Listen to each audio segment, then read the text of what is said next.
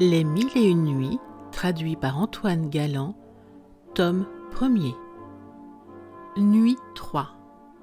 La nuit suivante, Dinarzade fit à sa sœur la même prière que les deux précédentes.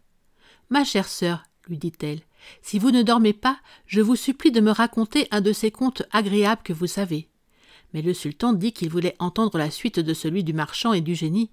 C'est pourquoi Scheherazade le reprit ainsi. « Sire, dans le temps que le marchand et le vieillard qui conduisait la biche s'entretenaient, il arriva un autre vieillard, suivi de deux chiens noirs. Il s'avança jusqu'à eux et les salua en leur demandant ce qu'ils faisaient en cet endroit. Le vieillard qui conduisait la biche lui apprit l'aventure du marchand et du génie, ce qui s'était passé entre eux et le serment du marchand. Il ajouta que ce jour était celui de la parole donnée et qu'il était résolu de demeurer là pour voir ce qui en arriverait. Le second vieillard, trouvant aussi la chose digne de sa curiosité, prit la même résolution. Il s'assit auprès des autres, et à peine se fut-il mêlé à leur conversation qu'il survint un troisième vieillard, qui, s'adressant aux deux premiers, leur demanda pourquoi le marchand qui était avec eux paraissait si triste.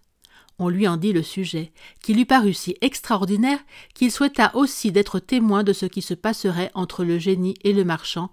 Pour cet effet, il se plaça parmi les autres.